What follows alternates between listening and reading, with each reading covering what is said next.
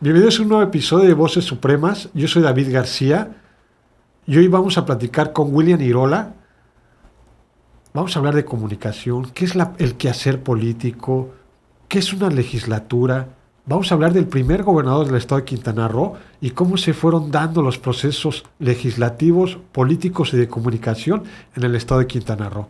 Pero qué mejor escucharlo de la voz propia de William Irola. ¿Dónde naces tú?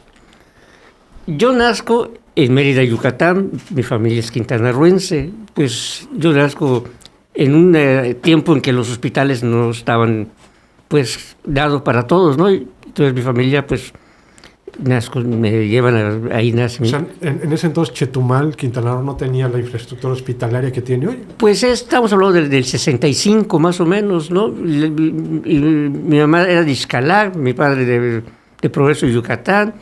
Y las circunstancias se dan y pues llega mi madre y nazco. Yo no sé si ya, porque ya no pudieron regresar o por qué, pero la cosa es que yo nazco en Yucatán. Tu acta de nacimiento dice Yucatán. Yucatán. Y yo me traslado a Quintana Roo, vivo mi vida entera en Quintana Roo. O sea, desde niño estás en Chetumal, Xcalá, ¿dónde en Chetumal, sí. Mi padre trabajó en Comisión Federal, era electricista, sastre. Y mi madre, pues ahora sí, ama de casa, dedicada a la familia. ¿Cuál es el recuerdo más remoto que llega a ti de edad de Chetumal? Naces en el 65, me decías, ¿no? Sí. ¿De qué te acuerdas de Chetumal? ¿A los 5 años, a los 10? Bueno, ¿Qué edad recuerdas tú? A los 5 años recuerdo a mi madre en el Seguro Social iba a clases de vocalización con la maestra Vilma Cuevas, una gran maestra chetumaleña, donde estudié el preescolar, en la escuela que está en Las Casitas. Pues uno de los recuerdos más alegres y añejos, ¿no? que tengo, que ¿Cómo recuerdo. era Chetumal en esos años? Era libre. Los chamacos a los 6, 7 años nos reuníamos en el muelle a pescar. Nos salíamos de nuestras casas y nos íbamos al muelle a pescar. Creo que nuestros padres ya sabían dónde encontrarnos. ¿Qué pescaban en el muelle? Habían unos pescaditos que le llamábamos los pollitos, o ronquitos, como le llaman en algunos lados, jaivas, obviamente bagres, que es lo que más abunda hasta la fecha, pero fue una época bonita porque no había malicia, dejábamos las bicicletas, algunos íbamos en bicicleta, los que teníamos bicicleta íbamos en bicicleta, y nos juntábamos, no había niveles sociales. Yo me acuerdo que había un compañero amigo que iba con nosotros, Ricardo Torres Ávila, que cuando Pedro Joaquín fue gobernador, su papá fue secretario de Agricultura o de Fruticultura, algo así. Y era parte de ese núcleo de chamacos que nos íbamos a meter en el charco del muelle. No había camionetas lujosas, no había escoltas, no había nada. Viven hoy los hijos de los funcionarios, ¿no? Rodeados de lujos. Al menos no lo percibíamos nosotros. No lo percibíamos porque nosotros, no había, en ese entonces no había malicia. Y nuestros padres no estaban divididos por cuestiones sociales. Yo me acuerdo que vivíamos en una colonia que estaba cerca de la colonia campestre, que es la colonia de los electricistas, y pues eran los dueños de los comercios de Chetumal, sí, vivían allá los Marzuca y hasta los aduanales vivían ahí cerca, los Chejín, que eran parte de los comerciantes. Y los marzos, entonces todos vivíamos, o sea, no había división, al menos no había una línea divisoria que diga, no te lleves con porque tiene lana, y estos, no porque son de las familias que no, era algo pintoresco, bonito. Jugábamos en la calle donde estaba, que era mi casa, no estaba pavimentada, y el lujo era cuando llovía. Pues todos salíamos a correr en el mismo charco, jugábamos fútbol, la época del trompo, de las canicas, o sea, fue la bella época, vuelvo a repetirte. Y comercialmente, ¿no? Porque Chetumal era zona libre. ¿Viviste esa parte? Totalmente, y la verdad que yo recuerdo las épocas de vacaciones como Semana Santa, te pongo un ejemplo, ¿no? Chetumal se atiborraba de gente. Habían amigos de la familia que llegaban de la Ciudad de México exclusivamente a comprar en la zona libre. y se llevaban que estéreos equipos de sonido, el queso de bola, los tulips, los estéreos.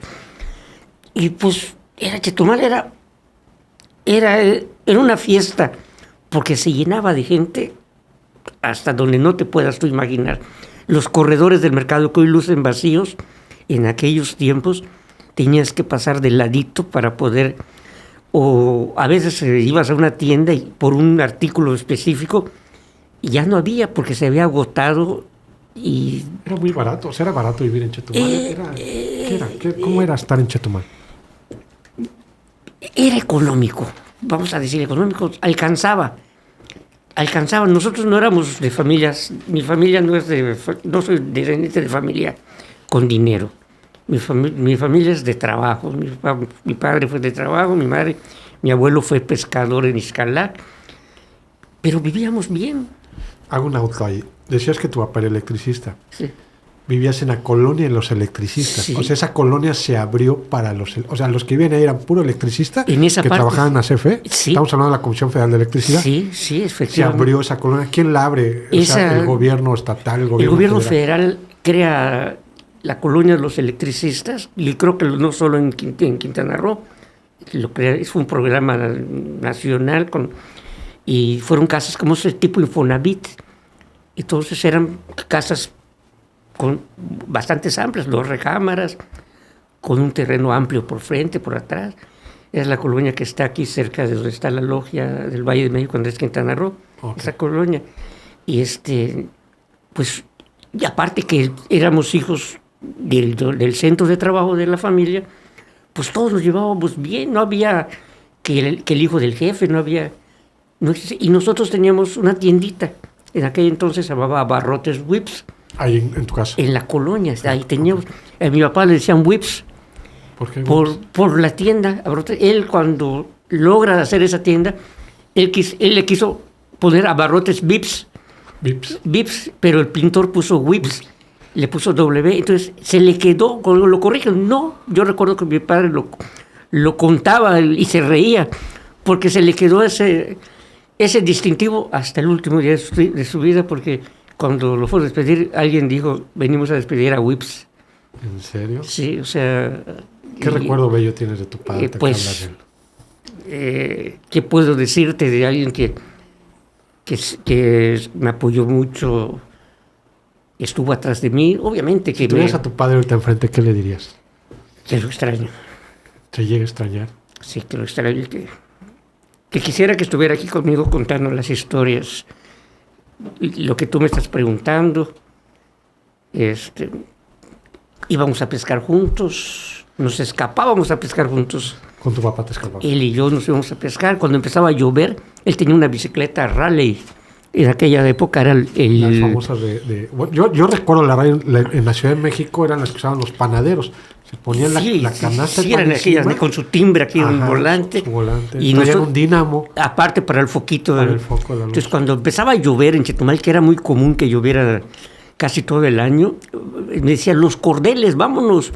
Me subía a la parrilla de la bicicleta y salíamos y nos íbamos al muelle a tirar cordel, como le decíamos, vamos a tirar cordel, a sacar.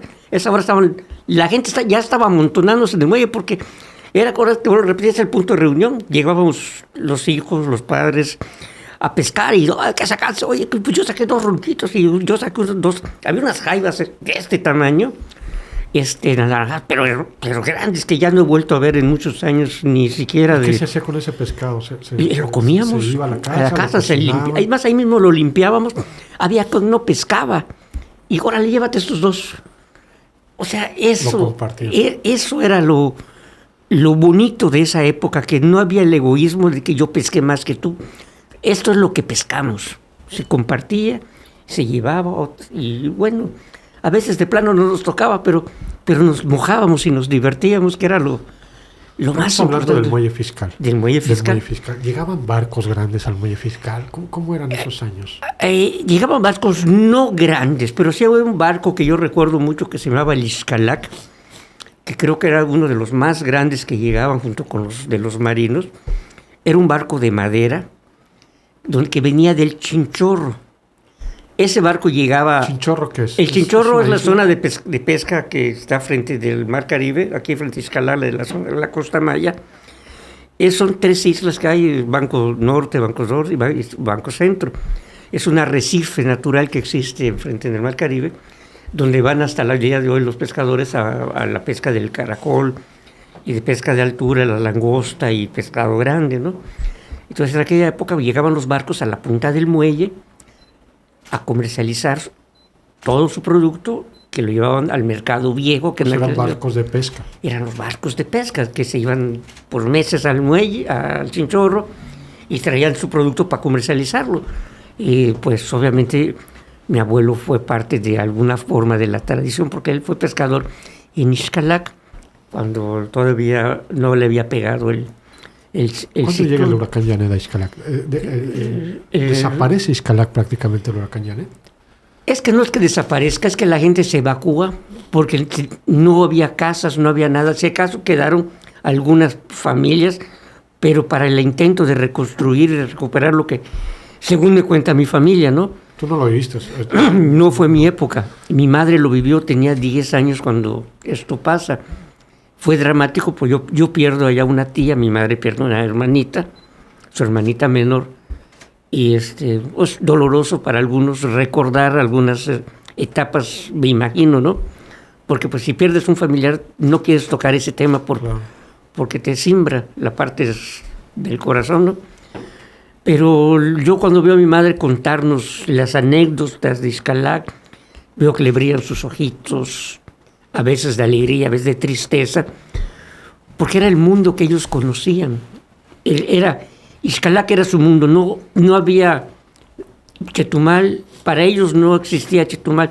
Lo más cercano que aspiraban a conocer, lo que ellos decían, la colonia, era el barquito que iba a la colonia cuando los llevaban a San Pedro, que a veces bajaban, a veces no bajaban del barco. De Ixcalac podías ir estamos hablando de San Pedro Belice. San Pedro Belice, correcto. En barco ibas de Ixcalac. Se iban en una lanchita de Ixcalac a San Pedro. Sin permiso, sin nada. O sea, era... Sí, de hecho mi abuelo, entre las cosas que hacía, era comerciante.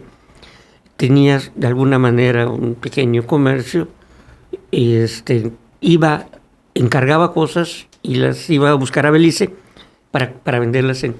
Incluso me dice mi madre que sus regalos de Navidad lo pedían por catálogo.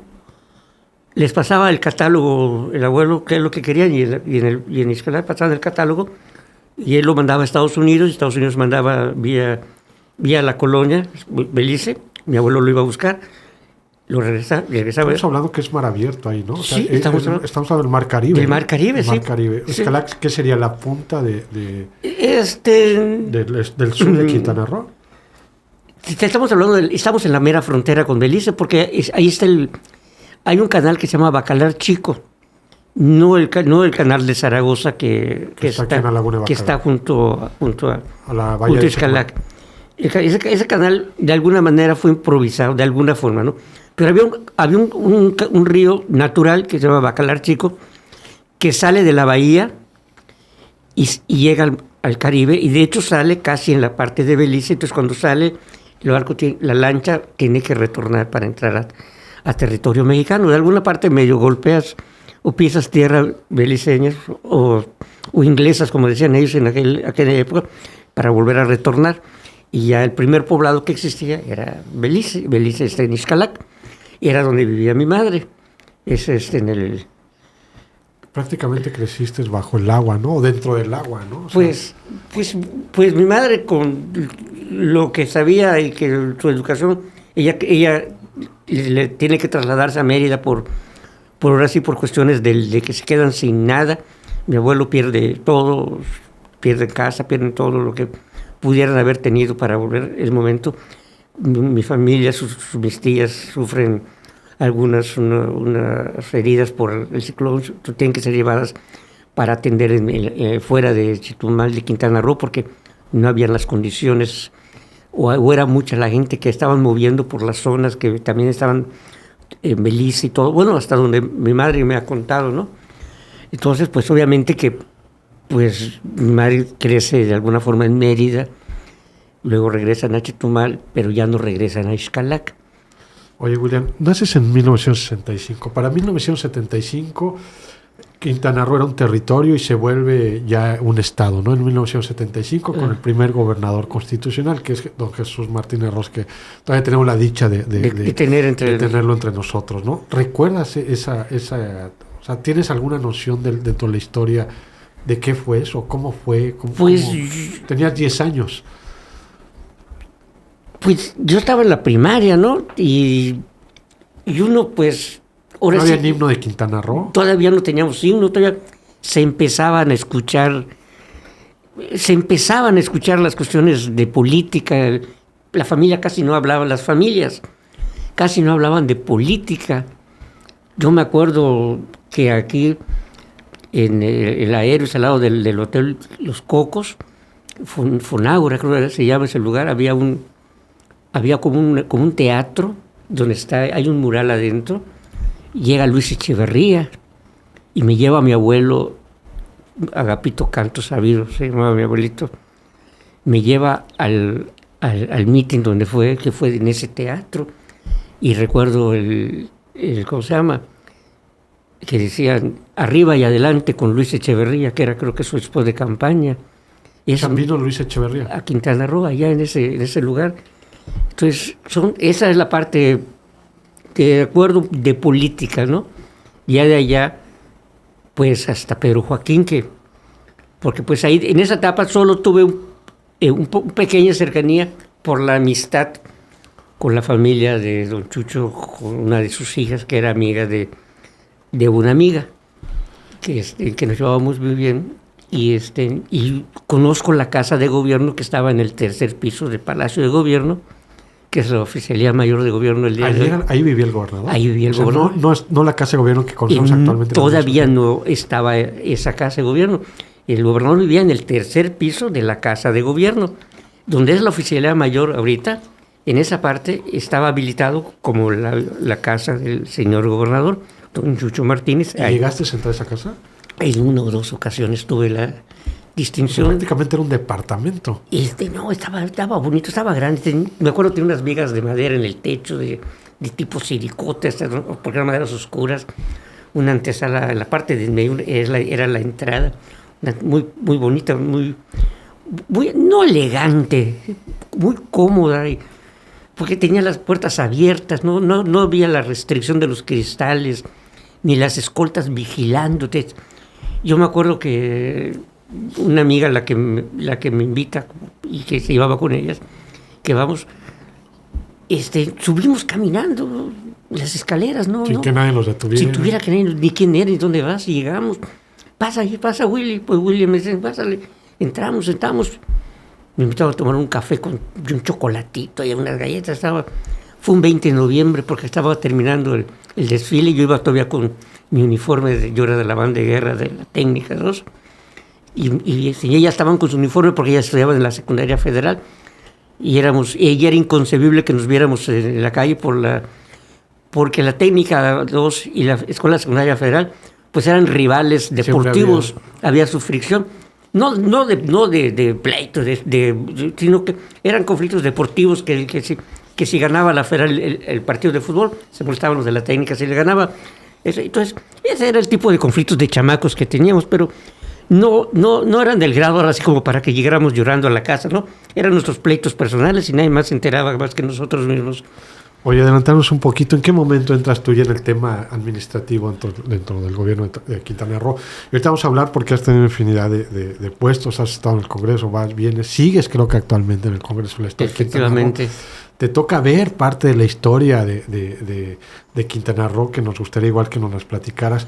¿En qué momento tú te incrustas dentro de la administración pública? ¿Cómo lo haces? ¿Hay algún padrino político? ¿Cómo logras entrar a...? Yo no tengo familia política. Quiero que sepas. Yo trabajaba en el diario de Quintana Roo. De ahí se da la ocasión de que estaba en la campaña del doctor Borges. Roberto Coral García era muy amigo del que era mi jefe en el diario de Quintana Roo.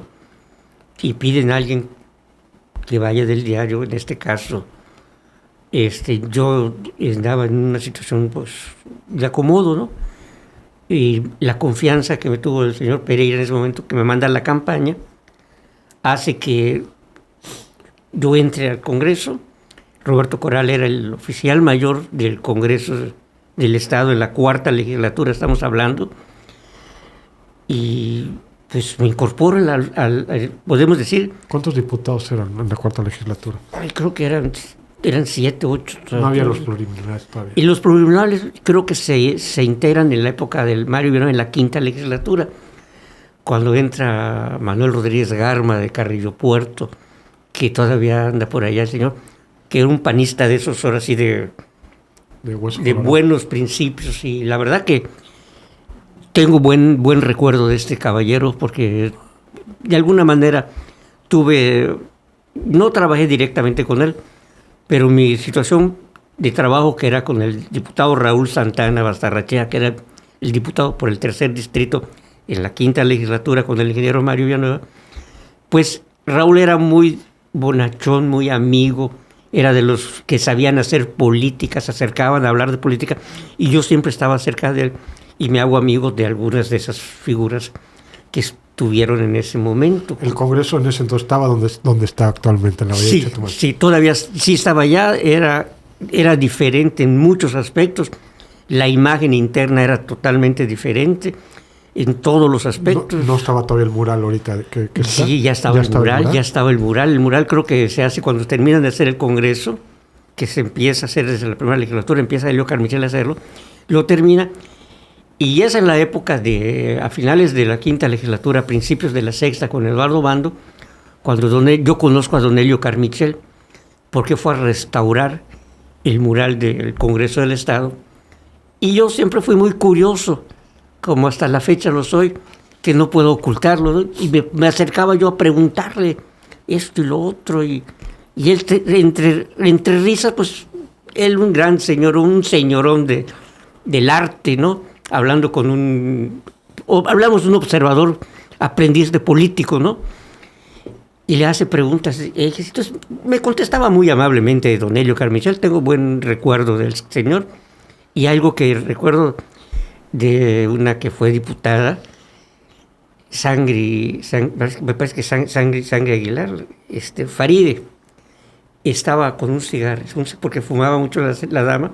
Ella era diputada. Fue diputada, estaba con un cigarrillo en el mural. Dibujada en el mural. Entonces cuando reconstruyen que le dan mantenimiento, Helio Carmichael le quitó el cigarrillo porque la dama le dijo que no le gustaba cómo se veía con su cigarrillo. O sea, podemos hablar de algo... Detalles del mural. O sea, ¿Y sigue ella ahí? Ella sigue, sí, no, eso no se puede alterar. En este caso, él lo hizo porque al fin y al cabo es su obra de él. ¿Has estudiado el mural? O sea, sí lo has... Él me lo platicó muchas veces. Y lo que él te decía, que tenías tú que entenderlo, no es tanto un orden, no hay un orden.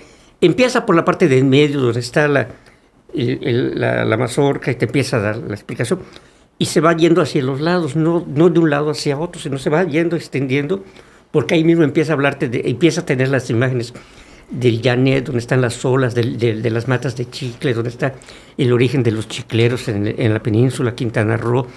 Quintana Roo era un lugar de gente, de trabajadores del chicle, y entonces es emocionante recordar todos esos detalles que, pues, contados por la viva voz de don Helio.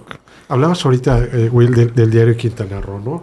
Bueno, ahorita ya los medios digitales, ahorita estamos en un podcast, ¿no? Jamás, yo creo, en esos años se imaginaron que pudiera existir esto. Era la radio y era el periódico, no había más.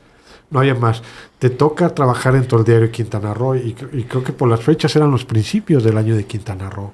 ¿Cómo viviste esa parte? Fue algo, yo llego al diario Quintana Roo, me presentan accidentalmente a mí al señor Pereira.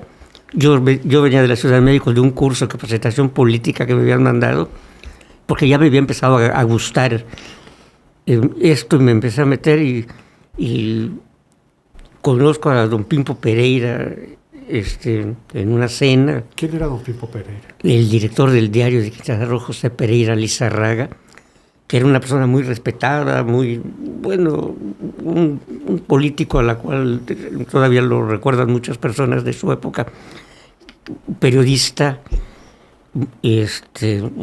tenía una columna que se leía cada lunes, que todos estaban esperando ese periódico del lunes para leer su columna política. ¿Cómo se llama su columna? ¿La recuerdas? Chichán Mirabete. ¿Chicha? Mirabete. No sé por qué, si no me preguntes por qué le puso Chichán Mirabete, pero ese era el nombre que le tenía, Chichán Mirabete, su columna. Y era la la primera plana, obviamente con la continuidad de la segunda hoja del diario, pero te puedo apostar lo que tú quieras que la gente política de aquel entonces, el que no leía la columna no era político. Era además la que tenía la mejor información del Estado. Don Pimpo era una persona que recibía las llamadas telefónicas que quisiéramos nosotros recibir en un momento dado, y le hablaba con respeto a los jefes de Estado, que hasta eso era un caballero, se le recuerda muy bien. Y pues, ¿qué te puedo decir? Diario Quintana Roo nace en la época de Pedro Joaquín, del gobernador Pedro Joaquín. Él lo inaugura, él corta el listón, y al momento de que sale el primer periódico, él encuentra su foto donde está cortando el listón. Una gran sorpresa para él, de que vea su foto y se le queda viendo al señor Pereira, como preguntándole qué pasó. Y Pimpo Pereira, con toda la amabilidad del mundo, se voltea hacia el área de redacción fotomecánica y mecánica del diario y les dice: ellos son los responsables, dice, les dándole su lugar. Algo bonito para quienes participaron en ese momento en esa primera página del diario de Quintana Roo. El primer número se imprimía donde se encuentra ahorita en la Avenida Universidad. Ahí fue donde pasó todo eso que te estoy contando. ¿Qué hacías tú en el diario de Quintana Roo? ¿Cuál era tu trabajo? Estaba yo en el área de formación. En el área de formación, ahí estaba inclusive Rogelio Rivero, que ahí anda nuestro amigo todavía dando lata.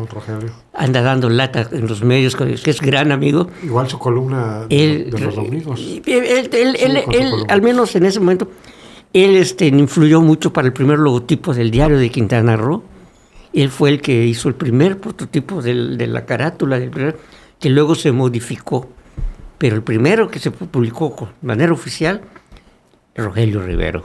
Te lo digo porque yo estuve allá. Él lo armó, él lo hizo. Él lo diseñó, y de hecho los directivos pidieron los que participáramos, ¿no? Algunos no teníamos el ingenio para hacerlo, pero él sí, lo tuvo, el entusiasmo, lo hizo, y ahí está. Ahí está. ¿Cuál era tu trabajo específicamente en el diario? Nos dividíamos el trabajo en el área de formación, era el armado de las páginas del diario. Nosotros nos daban el material, nos daban un esquema a seguir, y ahora sí, con sus determinados señalamientos, y armábamos las páginas, y nosotros se lo dábamos. Pasaba al área, o empezamos, entonces ya de ahí nosotros se lo pasábamos al área de fotomecánica, donde se imprimían los negativos, que luego pasaban al área de transporte para las láminas.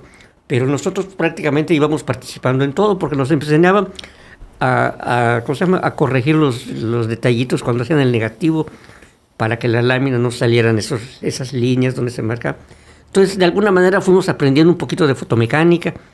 No nos hicimos fotógrafos como muchos sí lo hicieron, pero aprendimos el procedimiento, estuvimos donde se hicieron y donde se dio y donde se hacía la historia del Estado en ese momento. Teniendo como referencia esa parte histórica dentro de ti y viendo actualmente cómo están los medios de comunicación, ¿cómo has visto este avance, ¿no? A través de los años? Bueno, tú ahorita hablabas de físicamente, ¿no? La fotomecánica, ahorita una foto ya ni pasa ese proceso, ¿no?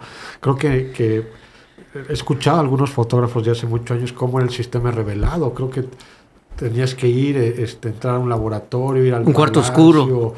O sea, era todo un rollo. Por ejemplo, quien trabajó en el diario de Yucatán tenían que enviar temprano o en la noche. El negativo para que la trabajara. Sí, era todo un, ¿cómo se llama? Un arte. era todo un arte. Te lo voy a poner como ejemplo, retomando un poquito lo que te dije de cuando llega Pedro Joaquín a inaugurar el diario Quintana Roo. El Payo era uno de los fotógrafos que tomaron la foto. Era un amigo que ya en paz descanse. Él toma la foto de la inauguración en la puerta del diario Quintana Roo, corta el listón y el Payo sale corriendo con el negativo al área de revelado, a revelarlo en el cuarto oscuro. Ya estaba preparado todo y nadie podía interrumpir ni abrir la puerta porque el señor estaba haciendo la foto que iba a salir en la primera plana. Y era el proceso mientras el señor Pereira con su gente de Consejo de Relaciones Públicas venía caminando por los pasillos explicándole el funcionamiento lo más lento posible. Para darle tiempo. Para darle tiempo a todo este proceso. El revelado, el incrustarlo en el negativo, que ya estaba listo con la nota, con el pie de foto, que tenemos que hacer el pie de foto. Ya estaba todo listo. Había que incrustarlo, resanarlo para que no salgan los detalles con una tinta especial que se nos daba. Que se ponían con cinta Yurex y luego había que resanar las orillas de cinta Yurex para que no salieran las marcas en la hora de la impresión, porque la insoladora, que así se llamaba, donde se imprimían, era sensible, le captaba todos los detallitos a la hora de la impresión, cuando pasaba, de allá pasaba a fotomecánica a la impresión, el montaje de la lámina también tenía su chiste, los dobleces, no tocar la parte de donde está la imagen porque daba tu huella y se imprimía en el periódico. Había todo un arte. Luego calibrar los rodillos donde pasaba el papel, había que calibrarlos para que casara ahora sí todas las letras y todo saliera parejo. O sea, era todo un arte. Ahorita obviamente un poquito más fácil. La grabación, la edición obviamente la edición es un trabajo, tiene su detalle, ¿no? Pero en esos tiempos todo era manual y todo era físico y todo tenía tiempo para que lo hicieras. No podías darte el lujo de agarrar tu nota de la tarde y irte a tomar la copa y decir al rato revelo o paso la foto, porque en ese momento cada minuto que pasaba era un pleito por salir a la luz lo más temprano posible y ganarle a la competencia que eran Novedades de Quintana Roo en ese momento. Eran los dos diarios. Eran los dos. Por esto no estaba. Todavía no, por esto ya nace posteriormente, pero en ese momento era la lucha por los espacios y por el público de Novedades y Diario de Quintana Roo. Novedades siempre tuvo su lugar en el Estado, nunca fue reprimido porque todos tuvieron su momento. ¿Pero Novedades era un periódico nacional o no era peninsular nada más? Novedades era de alguna forma del mismo dueño de Novedades de Yucatán. Pimpo trabajó allá, Pimpo viene como director a Novedades de Quintana Roo y él funda el periódico que nació con el Estado, como si era, o es su eslogan, ¿no? Él lo funda en Chetumal, pero donde se imprimía el diario era en Cancún, no en Chetumal. La diferencia que creo yo que intentaron hacer los inversionistas con el diario de Quintana Roo es un periódico para Chetumal, en la cabecera de Chetumal, y aquí se imprimía el periódico, el diario de Quintana Roo en Chetumal, con gente de Chetumal. Llegas al Congreso del Estado, prácticamente entras en la cuarta legislatura, ¿no? Casi al final. Al final de la cuarta legislatura, ya de lleno dentro de la quinta legislatura, con el entonces exgobernador Mario Villanueva Madrid. ¿Cómo se vivía la política en ese entonces en el Estado? Se hacía política. No había puertas cerradas. Bastaba con que te pararas en la puerta a la hora que entraba el ingeniero, para que el ingeniero te abrazara y platicara contigo. Él era diputado. Era diputado. Las gentes de las colonias eran las líderes de colonia. Era doña Aurorita, la señora de aquí de las 5 de abril. Era Asteria Sem-Yam, era otra líder de colonia de sus tiempos, que ya en paz descanse, que eran de las luchadoras, ¿sí? Que el ingeniero las recibía todas, platicaba con todas, tal vez no una por una, pero se sentaba con todas, se hacía política y me tocó estar cerca porque pues, yo estaba con Raúl Santana en la misma legislatura y lo veía y igual fue en la sexta legislatura con Eduardo Bando, que fue el diputado presidente en aquella época. Se hacía política, no se cerraban las puertas, había gente que sabía a lo que iba al Congreso, no iban ¿cómo se llama?, a llenar espacios. No éramos muchos. En aquel entonces tal vez pensábamos que éramos muchos, 150, 200 trabajadores, pero éramos los que hacíamos la chamba.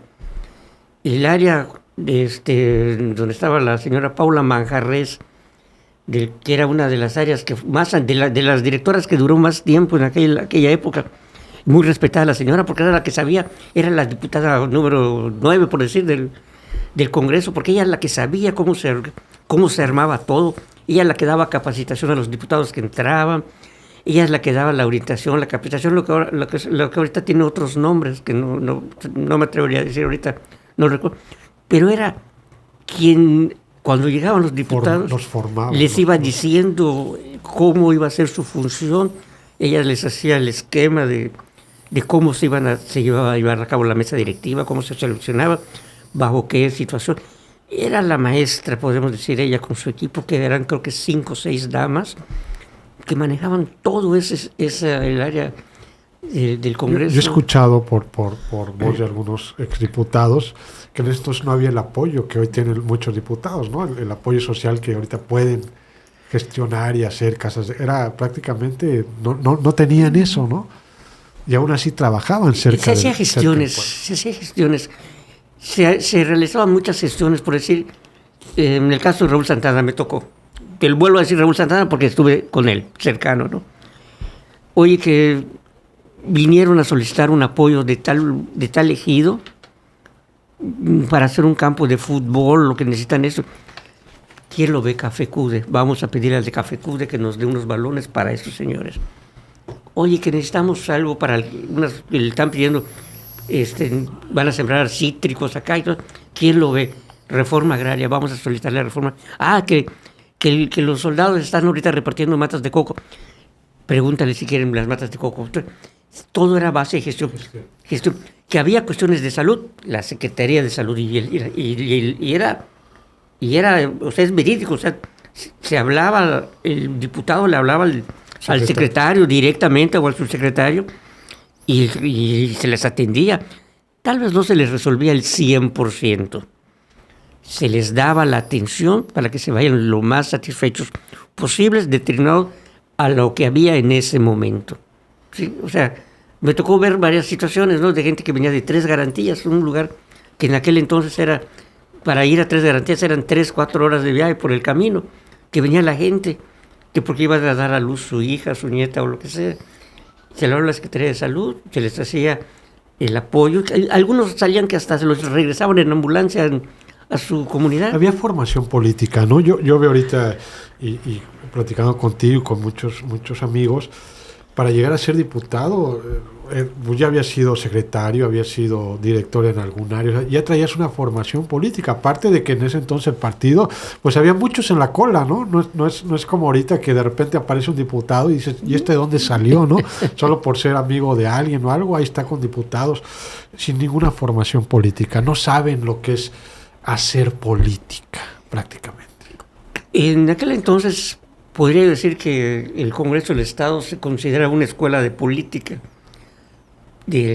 Creaba cuadros políticos. De alguna forma el Congreso y el partido en aquel entonces, el partido gobernante que era el PRI, se preocupaba por crear cuadros, tenía una escuela de cuadros, que el Centro de Capacitación Política, y a nivel nacional existía un centro de capacitación que se llamaba, o no sé si existe todavía, el ICAP, el Instituto de Capacitación Política, donde los estados mandaban a sus mejores gallos de los estados a capacitarse en política, no en administración, en política, a entender la política.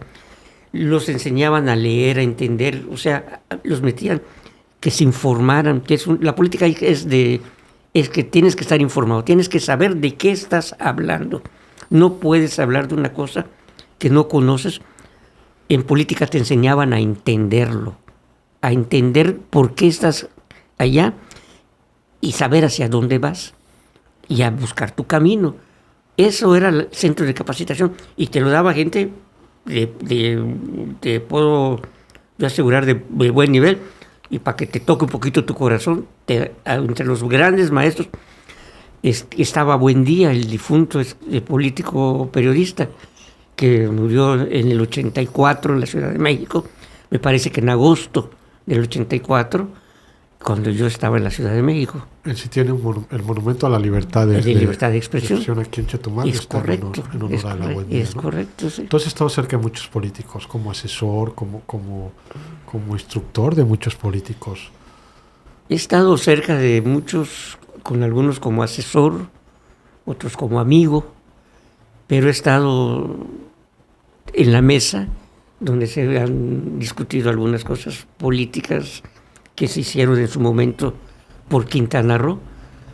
Tuve la oportunidad porque se me dio, porque la buscamos y porque lo único que tenías que hacer era querer hacer política, y para hacer política tenías que aprender de los que ya sabían.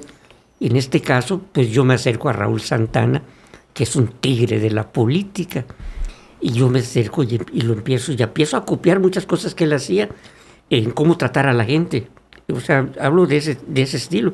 Yo conozco a Rodríguez Garma, un militante panista, y empiezo a observarlo. Yo conozco a un Zurita Priego, que fue el líder del PST, en aquel entonces 2 veces diputado local, y también me vuelvo su amigo para aprender de él. Yo me vuelvo amigo de unos grandes políticos opositores, como Julio César Lara, que fue un líder del PRD en la época de Hendrix, porque era un gran político, era una persona muy inteligente. Entonces yo me acerco para aprender de muchos. Y cuando tengo la oportunidad que se me invita, como lo hicieron en la Procuraduría General de Justicia del Estado, en aquel entonces Gerardo Amaro, pues lo único que hago es aplicar lo que iba yo aprendiendo en política. Y entre las cosas que aprendes mejor es a respetar a la gente. Estuviste al frente de áreas de comunicación. ¿Cuál es el trabajo que se ha dejado de hacer en esas áreas, ¿no? O sea, la parte importante de un director de comunicación, un vocero de comunicación de algún político, en este caso un diputado, un secretario de Estado. ¿Qué se ha dejado de hacer?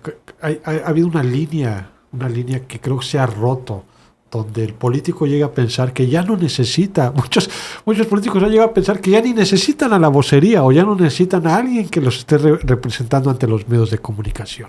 El director de comunicación social no era el que repartía boletines.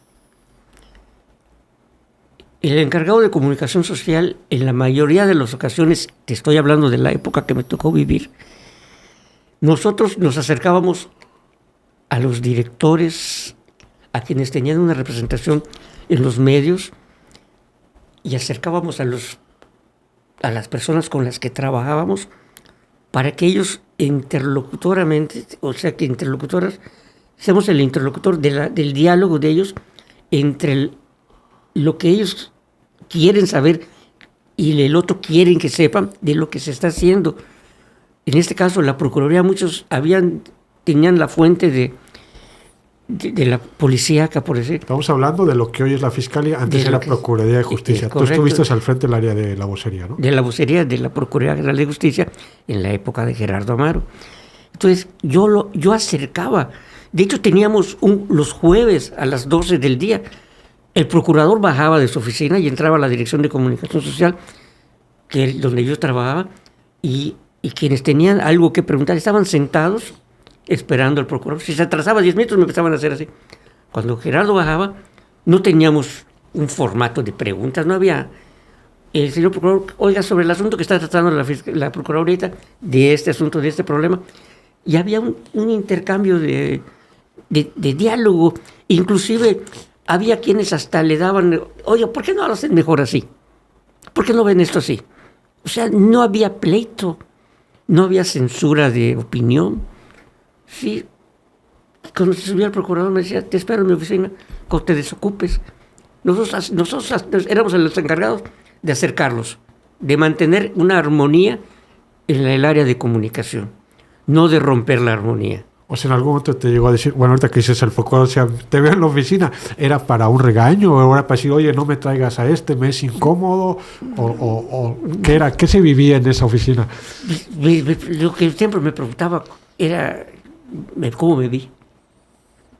Bien, te tomaba en cuenta tu opinión, no me daba, habían ocasiones que me daba instrucciones directas del trabajo que estaba yo realizando. Pero te puedo asegurar que en muchas de las ocasiones de las cuales yo me senté en su despacho a platicar con él solo, era porque me preguntaba cómo me vi, cómo se vio. Les dije, estuvo bien, no quedó dudas. Cualquier cosa me dices, aquí estoy. No había, voy a salir por la puerta L para que piensen que estoy por la puerta A. No, había de alguna manera, o si no, les decía, vamos, yo armaba a veces, les decía, vamos a estar en tal restaurante desayunando, y yo les decía, van a venir, está bien que vengan, no hay problema, llegaban. No era por la invitación, o sino por algún tema en específico político del momento. Vuelvo a decir, político. Se tocaban temas políticos y se atendía de manera política. No había problemas, no había nada de que no me vuelvas a traer a este. O este no me gusta cómo me vio, ni la foto que me sacó. No teníamos ese tipo de problemas, al contrario. A veces hasta nos reíamos. Mira, me agarró la peor foto que me han tomado, ¿no? Y lo veíamos. Y yo le decía, es para hacerte propaganda, les decía, no, pero en el buen sentido, no había rompimientos dramáticos ni pleitos.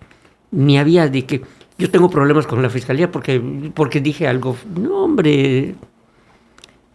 No había... Decías ahorita, no se repartían boletines. O sea, el director de comunicación no era a repartir. Se repartía información que nos solicitaban algunos medios, pero ellos no siempre era lo que iban.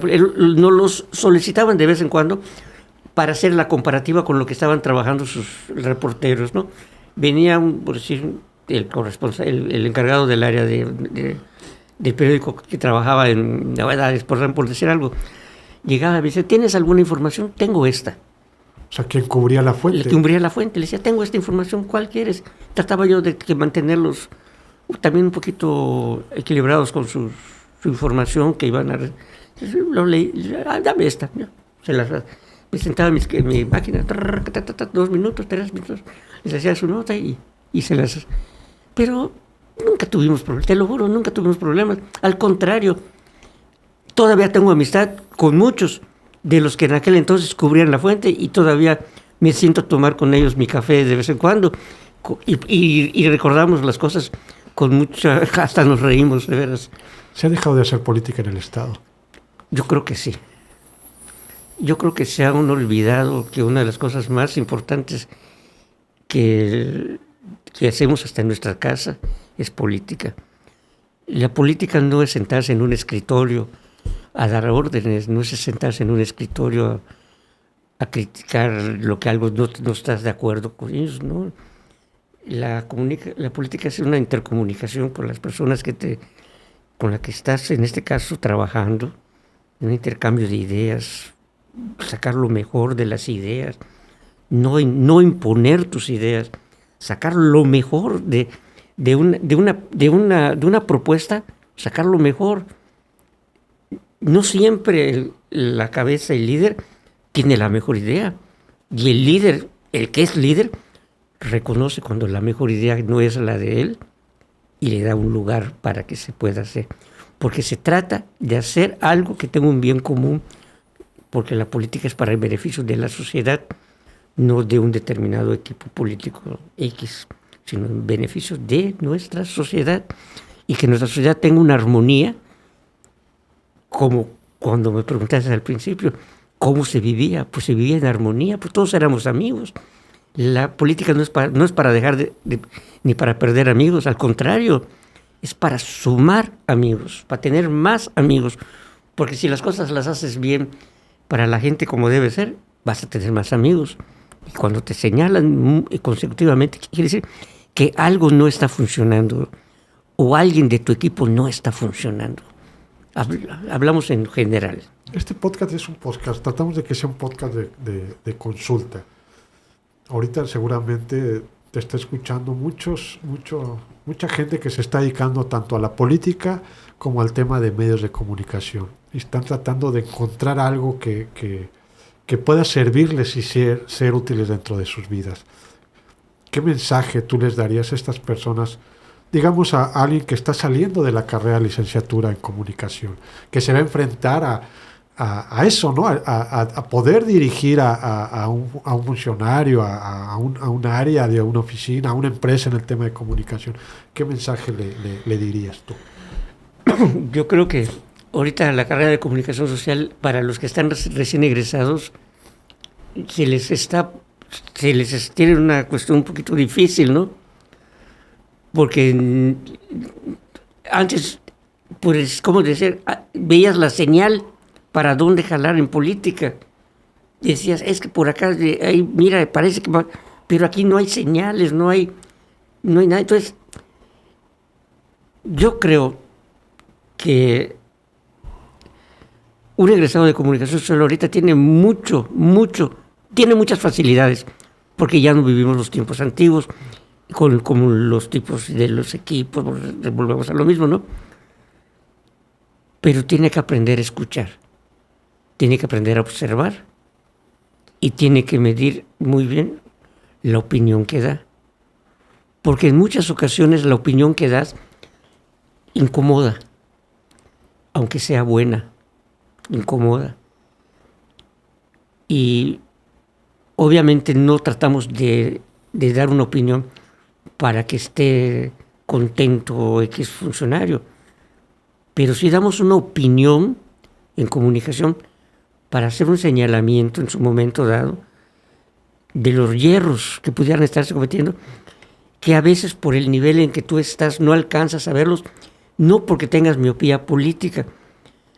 Tú te rodeas como político de un equipo y tienes la obligación de confiar en ese equipo porque es la gente que tú le estás dando la oportunidad de servir a tu lado. Pero eso no quiere decir que todos ellos vayan a actuar positivamente para beneficio tuyo, porque hay quienes van a cuidar primero sus intereses. Y ahí es donde viene el obstáculo para el comunicador, para el que viene saliendo de la escuela, porque él todavía no conoce a nadie, porque él viene todavía a enfrentarse a ese mundo tanto de la comunicación como de funcionarios que cierran las puertas. Hay quienes cierran sus puertas porque tienen miedo, y hay quienes porque desconfían. Yo creo que deberían de abrirlas, porque un medio de comunicación no puede improvisar, no puede adivinar, ni puede hablar de lo que no sabe, ni de que no tiene pruebas. Lo que tenemos que hacer nosotros, ahora sí, los que estamos metidos de alguna forma, o yo un poquito, no soy dedicado a esto, pero me gusta leer, pues es darle oportunidad a la gente que viene. Si nos detienen para hacernos una pregunta, contestarles lo más sinceros, ser lo más directos con ellos, no hacer un conjunto de palabras como hacía Cantinflas, ¿no? Que luego al final no les digas nada y los dejes hasta con peores dudas.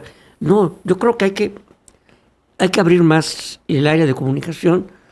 No hablo por nadie en específico, pero la comunicación, su nombre lo dice, comunicación.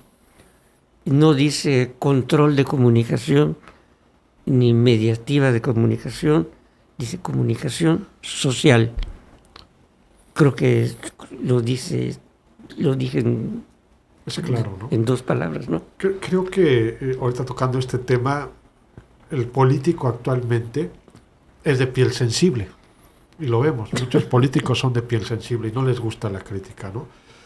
Yo en alguna ocasión platicaba con un personaje político Y me decía que la única manera en la que él se enteraba si su gabinete estaba bien o estaba mal era a través de los medios de comunicación, a través de la no censura, ¿no? Hay una regla escrita dentro de los que nos dedicamos a la comunicación cuando trabajamos cerca de los gobiernos, ¿no? No pegarle al gobernador en turno y no pegarle a su familia, ¿no? Es una regla no escrita que hay en esto, ¿no? Pero hay libertad de poder hablar de quien tú quieras, ¿no? De un gabinete, por así decirlo, ¿no? Tanto municipal, estatal, ¿no? Y me decía esta persona, era como yo me daba cuenta, ¿no? Cuando mi gabinete estaba bien o mal, porque a veces, pues el político trae una agenda establecida y a veces no sabe lo que está haciendo su gabinete, ¿no? Y el gabinete jamás va a llegar el secretario a decirle, estamos en números rojos o estamos mal. Yo he estado cerca de ese círculo y a la hora de entregar resultados al gobernador en turno, siempre está todo bien, ¿no? Cuando vas y le preguntas a la ciudadanía o vas y le preguntas a la propia base trabajadora, la base trabajadora te dice, no está bien, no estamos llegando a los números, no estamos logrando la expectativa, ¿no? Creo que se ha dejado de hacer ese trabajo, ¿no? O sea, hablabas ahorita, hay censura en muchos niveles, ¿no? Tanto estatales, municipales, decir esto no lo toques o no hables de esto, ¿no? Para no incomodar a personajes políticos, ¿no? Y se mantiene al político en una burbuja, encerrado en una burbuja. ¿Lo has visto? ¿Lo has notado? Pues yo creo que tú lo acabas de decir todo. Mira, si la gente no está contenta, quiere decir que algo no está funcionando bien, ¿no? Si tú ves una reacción en una oficina, quiere decir que algo no está funcionando adentro bien. Si tú vas a una colonia y ves que la gente está contenta, quiere decir que está funcionando el programa por el cual tú estás yendo, ¿no? A preguntar. Y tú ibas a verlo, porque yo creo que el mejor termómetro no es la oficina, es la sociedad. Somos tú y yo, la gente que nos rodea, nuestras familias. Ahí está el termómetro real. Y ahí es donde tú puedes decir, ahora si se van a ofender porque estamos señalando el bache que está enfrente de nuestras casas, ¿por qué se van a ofender? Yo, si fuera el responsable de los baches de Chetumal, qué bueno que me estás diciendo, porque yo no lo había visto, cuando enseguida a tapar el bache, ¿no? Corregir. ¿Por qué me voy a ofender? Y ahí está, hay un bache por mi casa que le voy a poner un pastel estos días, voy a mandar ese pastel, que ya va a cumplir el año, que el que está ahí sobre la Belice, por donde está, hay una clínica médica allá, se está hundiendo una... Belice Juan José Ciordia, por ahí. Se está hundiendo ¿cómo se llama?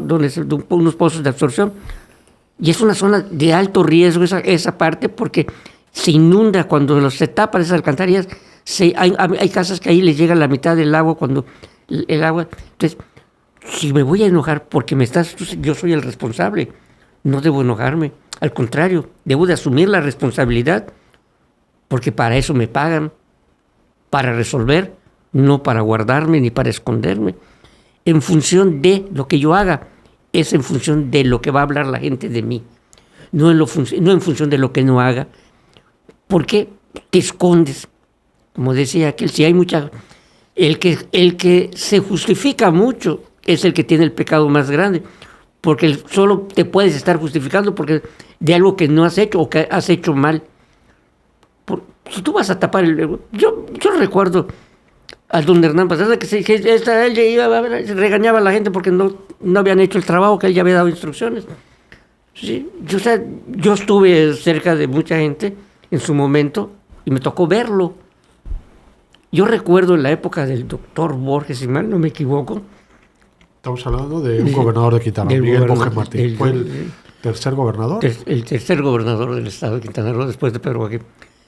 Él tenía en su gabinete, cada secretario tenía asignado una comunidad del estado para atender. A mí me tocó trabajar con uno que le tocó un poblado de aquí por la ribera, no recuerdo el nombre del Cocoyol. Y me tocó ir cada fin de semana con esta persona, porque nos llegaban, la gestoría, llegaban a la oficina, que porque el centro de salud, la barda del centro de salud, conseguíamos el material, la gente colaboraba para hacerlo. Y ese informe le llegaba al señor gobernador, sin que nosotros se lo diéramos. estaba allá. No había censura de esa información. Al contrario, teníamos que hacerlo lo mejor posible porque sabíamos que iba a llegar la información y si la gente de allá no estaba contenta nos iba a ir a poner el dedo allá, ¿no? Creo que no hay mejor señalamiento que la misma gente. Si la gente está molesta es por algo. No se molesta de gratis la gente. Cada secretario tenía una comunidad. Cada secretario tenía una comunidad. Y o sea, yo te hablo de la que me tocó. Y era responsable de que se atendiera. No podías venir el representante de esa comunidad a Chetumal sin que el secretario o funcionario que tenía la asignación, porque no era solo secretarios, eran subsecretarios y algunos niveles de otras áreas. Miguel Boje Martín fue el que hizo la Universidad de Quintana Roo, ¿no? Sí, fue el que hizo la Universidad de Quintana Roo y los corredores frutícolas de aquí, entre Carrillo Puerto y Morelos. Bueno, estamos en el tiempo, en verdad que podríamos seguir y hablando. Te agradezco mucho que hayas venido. No me quiero ir sin preguntarte, a lo mejor es algo muy personal. Quien nos está escuchando, bueno, quien nos ve en video, quien nos está escuchando, vienes con una camisa negra. Yo siempre te he visto vestido así, en una zona donde hace mucho calor. Te veo con tus botas de mezclilla, con tus cinturones de vaquero. ¿Por qué vistes así? Siempre te he visto así. Creo que estuviste el sábado en una reunión. Ajá. Donde un compañero mutuo amigo tuyo, que no llevé la camisa que siempre llevo, ni el sombrero que siempre llevo, y dijo que no era yo. Creo que te acuerdas que lo dijo. Sí. Yo toda la vida he sido así. Toda la vida me he vestido de manga larga, ocasionalmente de manga corta. Me gustan las botas, me gusta el pantalón de mezclilla, me gusta usar mi cinturón, me gusta montar a caballo, me gusta el campo, adoro el campo. Pero te ves elegante, o sea, te ves... Me dijo un amigo que si mis tiempos de oro ya pasaron, y les dije que no. Mis tiempos de oro los hago yo cada día que salgo de mi casa. Y si yo me siento bien, creo que ya la hice. Eso es lo más importante para mí. Sentirme contento y satisfecho, tratar de hacer las cosas lo mejor posible. Tengo una madre y una hija que quiero mucho sobre todas las cosas. Tengo mis hermanos, tengo mis sobrinos y trato de que ellos me vean lo mejor posible, porque algo sí quiero que sepan. Tienen un tío, un hermano y un padre, mi hija, que es luchador, que ante todo nunca se quiebra, se dobla, pero no se quiebra. Y creo que mientras yo tenga fuerzas voy a seguir trabajando, porque el tema de jubilación para mí es otra historia. Will, te agradezco mucho, en verdad, que te digo, Will, porque te considero mi amigo, que hayas venido. Lo que fue muy poco lo que hablamos en comparación de todo lo que quería preguntarte. Eres una enciclopedia. Admiro mucho tu memoria, fechas, nombres, y habrá oportunidad en alguna otra ocasión. Cuando tú gustes, sigo trabajando en el Congreso del Estado. Me están dando una gran oportunidad en el área de seguridad y vigilancia. No soy el encargado de seguridad y vigilancia, pero estoy en una parte de seguridad y vigilancia donde siento que se me da la oportunidad de hacer lo que puedo hacer. Tengo 60 años y creo que cumplí 33 años de servicio en el Congreso y espero cumplir más. Me van a tener que soportar un poquito más todavía y van a tener que seguir viendo al vaquero mientras puedan y mientras yo pueda. Ahorita hablabas de 33 años y nos está viendo Renan Sánchez Tajonar, que es presidente ahorita del Congreso, tiene 33 años. Lo tuvimos la semana pasada en el podcast. Yo sí vi la 33 entrevista. años. Lo que tú llevas de servicio en el Estado, en el gobierno del Estado, él lo lleva de vida. ¿Cómo es, no? Cuando él nació yo entré al Congreso del Estado a trabajar. Creo que es una señal, ¿no? Ahí está, Renan. Aquí tienes un gran asesor. Renan Sánchez Tajonar, buen amigo, diputado. Irola, muchas gracias. Pues muchas gracias por la oportunidad y cuando gusten, y si hay algún tema en especial en lo cual yo pueda opinar, que tenga que ver con la historia de Chetumal que me tocó vivir, con mucho gusto la comparto. Yo no la comparto con inclinaciones políticas, así en un lado. Yo la platico como las viví, como las veo. Ahora, ¿cómo la ven los demás? No lo sé. Como la agarren ya es cuestión de ellos. Cada quien ve, ahora sí, el toro desde la parte que les toca ver. Gracias. Yo soy David García, agradezco a Israel Gómez, nuestro productor general, y a usted que nos escucha cada semana. Que tenga un excelente día. Muchas gracias.